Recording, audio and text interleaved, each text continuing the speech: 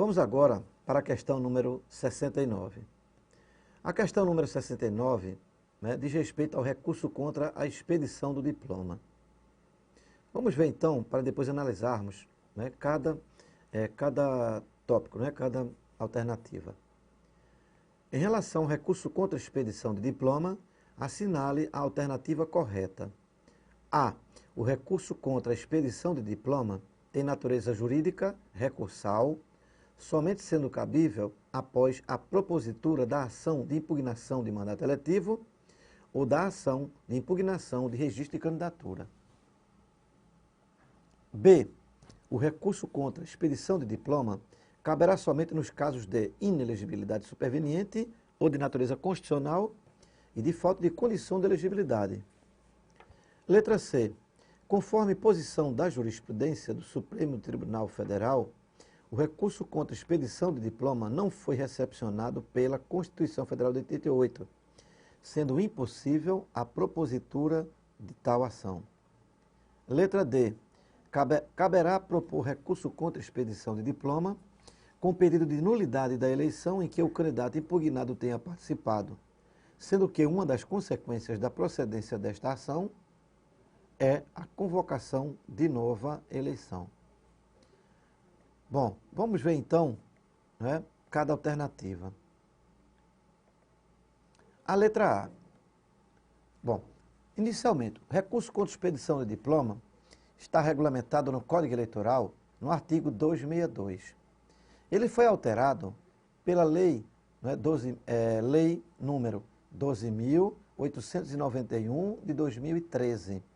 Então, esta lei alterou o artigo 262, que estabelecia anteriormente 4 situações. Por exemplo, quando houvesse erro no cálculo do quociente eleitoral, etc. Então, era o que falava anteriormente, estabelecia o recurso contra a expedição do diploma. E outras situações também. Mas isso aí era na época de cédulas, quando a eleição era por cédulas. E aí então, poderia haver, por exemplo, erro no cálculo do quociente eleitoral, porque ele não era feito como é feito hoje, através dos sistemas informatizados da Justiça Eleitoral. Então, esta lei alterou este artigo 262, estabelecendo outras situações. Então, vamos ver essa letra A aí. O recurso contra a expedição de diploma tem natureza jurídica recursal. Ok. Porque, por exemplo, se for de vereador e prefeito, vai para o TRE. Se for federal e estadual, vai para o TSE. Veremos daqui a pouco. Somente sendo cabível após a propositura da ação de impugnação ao mandato eletivo ou da ação de impugnação ao registro de candidatura. Incorreto, Bom, primeira parte, recurso contra expedição de diploma tem natureza jurídica recursal, perfeito. Porque vai sempre para a instância superior, Veja só, um candidato a prefeito, um candidato a vereador, por exemplo, foi diplomado, E aí então, a partir da diplomação, poderá então, partido político, coligação e o Ministério Público Eleitoral e o candidato também propor entrar com recurso contra a expedição de diploma contra esses candidatos nas eleições municipais. Este recurso vai para o TRE. Bom, TRE. TRE, então, diplomou os candidatos a senador, governador, deputado federal e deputado estadual. Cabe recurso contra a expedição de diploma? Cabe. O recurso contra a expedição de diploma desses candidatos federais e estaduais vai para o Tribunal Superior Eleitoral. Então, aí nós temos os órgãos competentes para julgar os recursos contra a expedição de diploma dos candidatos às eleições federais e estaduais. Bom, aí ele fala, após a propositura da AIME, ação de impugnação ao mandato eletivo. Segundo a Constituição Federal, artigo 14, parágrafos 10 e 11, e especificamente o 10, a ação de impugnação ao mandato eletivo pode ser proposta por partido político, coligação, candidato e Ministério Público Eleitoral. Prazo, 15 dias contados a partir da diplomação. Então, está incorreta esta primeira parte, porque não é depois da impugnação da ação da AIME, ação de impugnação mandato eletivo. Não é. É da diplomação. Vamos ver o outro. Da ação de impugnação ao registro de candidatura, ARC. Né? Então, por exemplo, uma ação de impugnação ao registro de candidatura de candidatos às eleições municipais, prefeito, vice-prefeito, vereador, é perante o juiz eleitoral. Contra candidatos, né, federais, deputado federal e senador, estaduais, né, governador e deputado estadual, TRE. Presidente e vice, TSE. Então nós temos aí a ARC. A ação de impugnação ao registro de candidatura será proposta, né, no prazo de 5 dias, contados a partir da publicação dos pedidos de registro de candidatura. Então, este é o prazo da ARC. Então, após, né, este prazo da ARC, não, de jeito nenhum, recurso contra expedição de diploma. Porque não teve nem diplomação ainda. Está ali ainda, né, início da campanha eleitoral, né, durante a campanha eleitoral. Então, esta alternativa está incorreta, né, porque não é após AIME, nem é após ARC. AB. O recurso contra expedição de diploma caberá somente nos casos de inelegibilidade superveniente ou de natureza constitucional e de falta de condição de elegibilidade. Esta é a alternativa correta, a letra B de bola. Né? Analisaremos já ela. Letra C. Conforme posição da jurisprudência do STF, o recurso contra expedição de diploma não foi recepcionado pela Constituição Federal de 88, sendo impossível a propositura de tal ação. O recurso contra expedição de diploma está no Código Eleitoral, artigo 62. Então está incorreta esta alternativa C. Por quê? Porque não tem nada a ver com a jurisprudência do STF.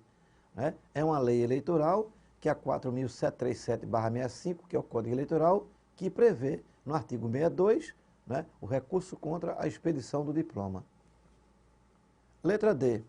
Caberá propor recurso contra expedição de diploma com pedido de nulidade da eleição em que o candidato impugnado tenha participado, sem que uma das consequências da procedência desta ação é a convocação de nova eleição. Errado, né? Tem nada a ver também.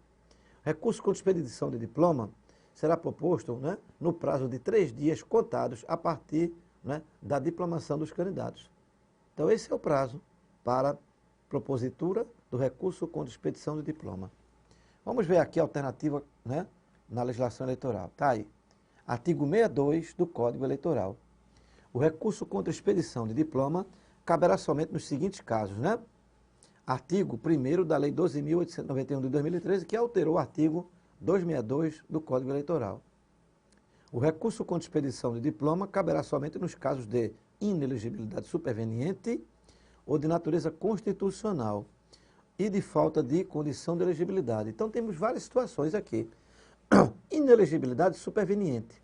O candidato teve seu registro deferido e, durante a campanha eleitoral, uma ação contra ele, por exemplo, né, tornou aquele candidato inelegível. Né? Inelegível. Então, chama-se inelegibilidade superveniente. É qualquer causa que venha a ocorrer durante aquele período, né, da propaganda eleitoral, ou seja, durante a campanha eleitoral. E aí, então, o candidato estará inelegível. Segundo, qualquer, né, por exemplo, situação de natureza constitucional. Né? Aquelas causas de inelegibilidade, por exemplo, né, filiação partidária, etc. E falta de condição de elegibilidade. Né? As condições de elegibilidade, artigo 14, parágrafo 3º, né, da Constituição Federal, né, estabelece o seguinte: são condições de elegibilidade a nacionalidade brasileira, natos, né, e naturalizados, pleno gozo dos direitos políticos, o alistamento eleitoral regular, não pode estar cancelado nem suspenso, o domicílio eleitoral há pelo menos 1 ano na circunscrição do pleito, a filiação partidária, que agora é de 6 meses, de acordo com a Lei 13.165 de 2015, né? O domicílio eleitoral, a filiação partidária, o alistamento eleitoral e também a idade, né? A idade constitucional, 18 anos para vereador, 21 anos para deputado federal, deputado estadual, prefeito, vice-prefeito e juiz de paz, 30 anos para governador e vice-governador e 35 anos para presidente e vice, senador e suplente. Então, estas são as idades, né, que a Constituição Federal estabelece. Houve uma mudança com relação ao candidato, né, que vai concorrer às eleições para vereador. Né? A regra é a seguinte, né, todos eles poderão concorrer com 1 ano a menos, mas desde que complete a idade até o dia da posse. Esta é a regra. Mas a Lei 13.165 de 2015 alterou esta regra com relação ao candidato a vereador. Então ele tem que ter 18 anos no momento do registro da candidatura. Esta é a regra para aqueles que vão concorrer a cargos eletivos. Então está aí, não é? O artigo 1º, né, da Lei 4.737/65, 12.891, o artigo 1º da 12.891, alterando o artigo 1262 da 4.737/65, que é o Código Eleitoral. Então, só nesses casos agora, inelegibilidade superveniente, ou de natureza constitucional, e de falta de condição de elegibilidade. Então, vamos ver, então, né, a alternativa correta é a letra B de bola. Recurso contra expedição de diploma caberá somente nos casos de inelegibilidade superveniente ou de natureza constitucional e de falta de condição de elegibilidade. Vamos agora para a questão número 70. Vamos então primeiro, né, ver aqui as alternativas para depois, né, explicarmos, né, esta questão número 70. A respeito da propaganda eleitoral na internet, é incorreto afirmar que poderá ser realizada. Então, a questão número 70, né, número 70, ela quer a alternativa incorreta. Vamos ver então as alternativas para depois então, né, detalharmos esta questão número 70. Letra A, por meio de mensagem eletrônica para endereços cadastrados gratuitamente pelo candidato, partido político ou coligação. A letra B, em sítio do candidato, com endereço eletrônico comunicado à Justiça Eleitoral e hospedado direta ou indiretamente em provedor de serviço de internet estabelecido no país. Letra C, em sítio do partido ou da coligação, com endereço eletrônico comunicado à Justiça Eleitoral e hospedado direta ou indiretamente em provedor de serviço de internet estabelecido no país. Letra D, em sítios oficiais ou hospedados por órgãos ou entidades da administração pública, direta ou indireta, da União, dos Estados, Distrito Federal e dos municípios. Letra E, por meio de blogs, redes sociais, sítios de mensagens instantâneas e assemelhados, cujo conteúdo seja gerado ou editado por candidatos, partidos políticos ou coligações, ou de iniciativa de qualquer pessoa natural. Vamos analisar agora, então, né, as alternativas. Vamos ver, antes de analisar, vamos dar algumas explicações. A Lei 9.504/97, né, estabelece, dentre, né, os tipos de propaganda eleitoral, a propaganda eleitoral realizada através da internet. Então, é livre hoje em dia a propaganda eleitoral na internet, porém, devendo obedecer a alguns, né, requisitos estabelecidos na Lei das Eleições, a Lei 9.504/97. Esta lei, ela traz ali várias situações, né, regulamentando a propaganda eleitoral na internet. E no ano da eleição, o Tribunal Superior Eleitoral edita uma resolução específica sobre propaganda eleitoral e aí então vai, né, detalhar mais ainda, né, esta propaganda eleitoral na internet, né, regulamentando as regras contidas na Lei das Eleições. Bom, esta propaganda eleitoral na internet, o candidato, por exemplo, em primeiro lugar, pode usar o seu site, ou seja, sua página na internet para, né, realizar sua propaganda eleitoral. Tem que apenas informar a Justiça Eleitoral, né, esta página, né, da internet que ele usa, né, sua página, né, seu blog, etc., né, para poder então, né, ser lá na Justiça Eleitoral arquivado, né? Qualquer representação contra ele, nós vamos ter lá o endereço da página, né, na internet do candidato. Pode também realizar propaganda, ó, partido político, né? Coligação, não tem problema, nada impede. Porém, também os sites dos partidos políticos, das coligações, devem ser comunicados também à Justiça Eleitoral. É outro. O candidato também pode enviar mensagens eletrônicas, e-mails, né, para eleitores, mas eleitores que estejam devidamente cadastrados por ele. Né? Por quê? Porque é proibido o candidato comprar aqueles pacotes com e-mails, né? Lojas, escolas, seja lá onde for, é proibido. Então ele só pode mandar mensagem eletrônica para os endereços devidamente cadastrados, né? Pelo candidato, pelo partido ou pela coligação. Então, né? Aí nós temos. Agora, nesse pedido de voto, nesse e-mail que ele vai enviar, tem que ter um linkzinho lá, né? Para que, se o eleitor não quiser receber mais, né? Entre lá e desabilite. Tem que ter isso aí também, né? Desabilitar novas remessas de e-mails para aquele eleitor.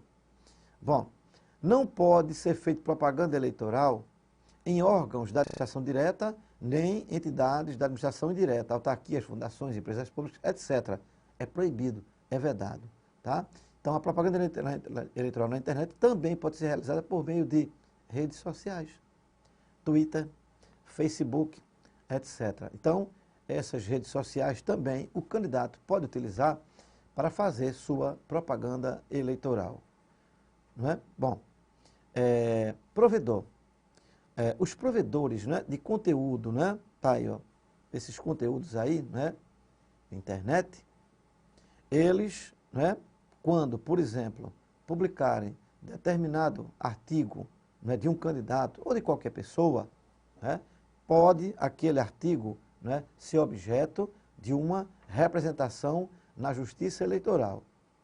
E uma vez chegando na Justiça Eleitoral aquela representação, a Justiça Eleitoral então vai providenciar, certo, a solução, né, daquela representação. Ou seja, vai notificar o provedor, né, de conteúdo, né, de internet, né, a retirada, vai né, dar um prazo a esse provedor para que ele retire aquele conteúdo da internet. Se o provedor não tirar, vai ser penalizado, né? Vai ser penalizado. Bom, e, né, pode levar até uma punição em dobro, por exemplo, né? Em dobro. Então, por exemplo, quantos dias aquele conteúdo ficou ali na internet, exposto ali? 5 dias. Então, ele pode levar, né, esta penalidade em dobro. Então, ao invés de 5, 10 dias. Inclusive, pode ter suspenso, né, seu programa lá. Pode sair do ar também o provedor, se desatender as determinações da Justiça Eleitoral. Então, nós temos aí, né, a propaganda. Então, órgãos públicos, entidades da administração direta, é proibido qualquer tipo de propaganda na internet. É proibido, não pode, né, o candidato fazer propaganda, né, nos órgãos públicos e também nas entidades, né, da administração indireta. É proibido. Então, vamos ver as alternativas para responder à questão número 70. Bom, propaganda eleitoral na internet pode ser realizada, exceto, né? Então, quer ver qual é o incorreto aqui. Letra A, por meio de mensagem eletrônica para endereços cadastrados gratuitamente pelo candidato, partido político ou coligação. Esta questão aqui, né, está correta. Mensagem eletrônica para endereços devidamente cadastrados. Letra B de bola, em sítio do candidato, com endereço eletrônico comunicado à Justiça Eleitoral e hospedado direto ou indiretamente em provedor de serviço de internet estabelecido no país. Também está correta esta alternativa. C, em sítio do partido de coligação com endereço eletrônico comunicado à Justiça Eleitoral e hospedado direto ou indiretamente em provedor de serviço de internet estabelecido no país. D de dado, em sítios oficiais ou hospedados por órgãos ou entidades da administração indireta. Direta ou indireta, né? Estados, União, né, tal, município, Distrito Federal, territórios. Então, esta é a alternativa incorreta, em sítios oficiais ou hospedados por órgãos ou entidades da administração pública, direta ou indireta, da União, dos Estados, Distrito Federal e municípios. É a incorreta essa daí.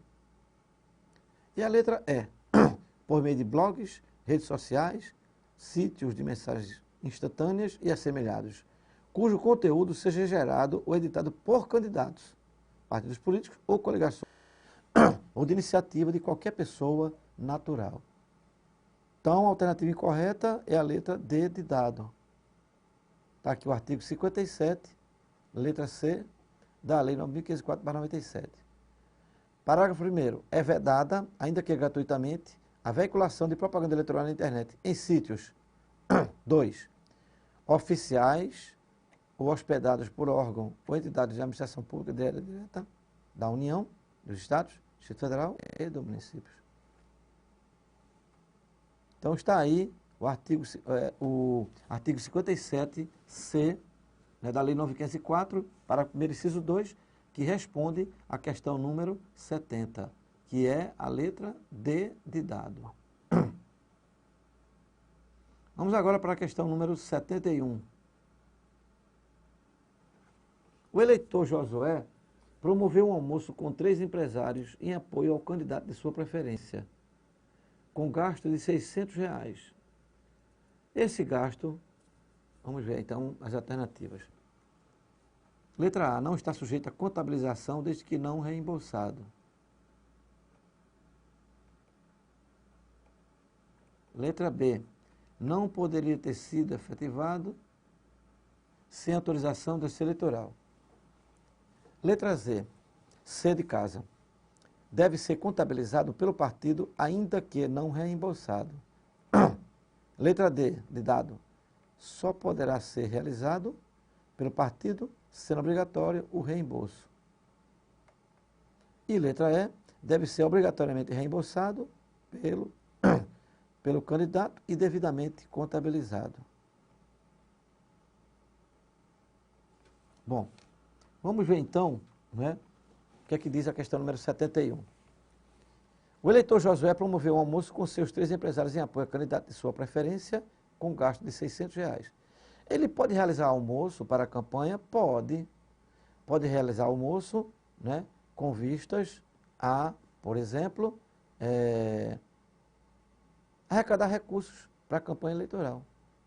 Então, por exemplo, ele vai fazer um almoço, um jantar, vai, por exemplo, convidar 200 pessoas, 300 pessoas, né, e comunica à Justiça Eleitoral, só comunica, né? Por quê? Porque depois ele vai ter que aparecer na prestação de contas dele, né, os gastos que ele obteve, né, com este evento.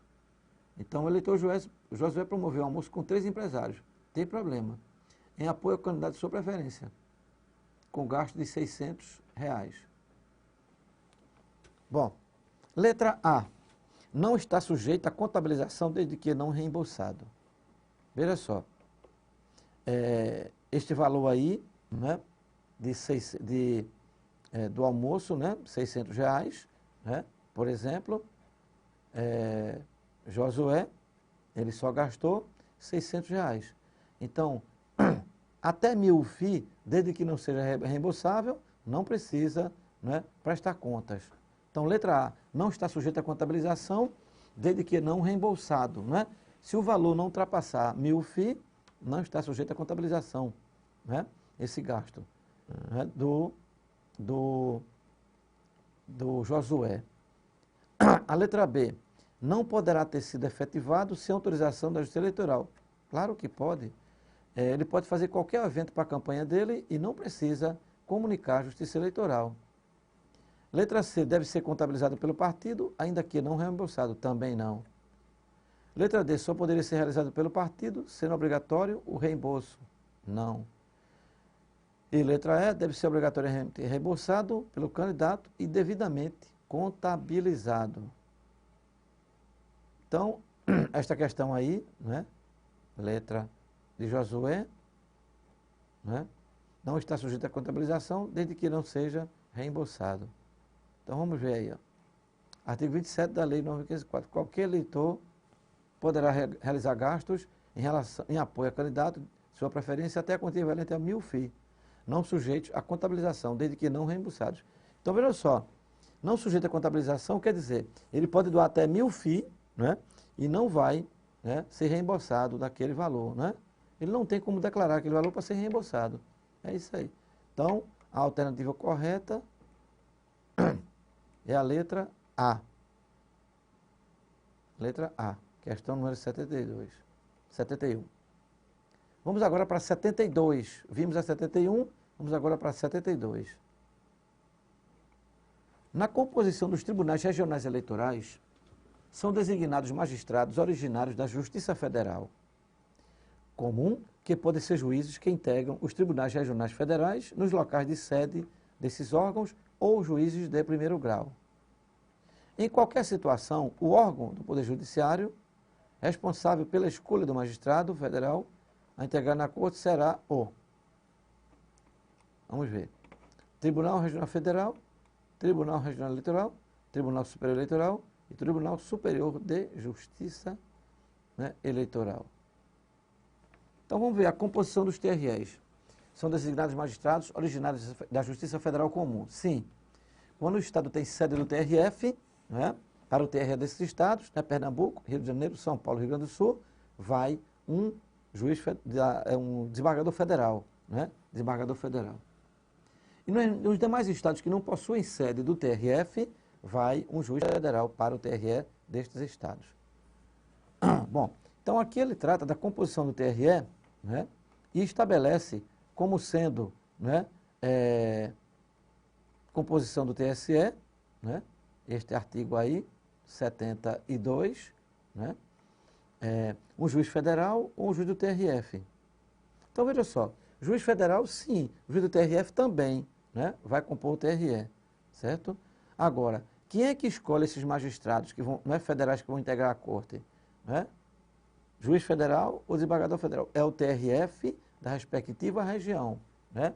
Então o TRF, por exemplo, de uma determinada região, né, vai indicar um desembargador federal, né, para o TRE daquele estado, né, e um juiz federal para os demais estados, né, daquela região, né, mas que não estão, naquele momento, com a sede do TRE. Então, essa composição desses TREs, né, que vamos ter magistrados originários da Justiça Federal, além de outras, né, Justiça Estadual, né, e também da Federal, tá, que integram, fazem parte da Corte, né, do TRE. Bom, e a Justiça Federal podem ser juízes que integram os TRFs, claro, ou desembargador federal ou juiz federal, né, vão para o TRE. E todos eles lá no TRE são chamados procurador regional eleitoral. Então, no TRE, eles vão ser chamados de desembargadores eleitorais, né? E lá nós vamos ter também o procurador regional eleitoral, né?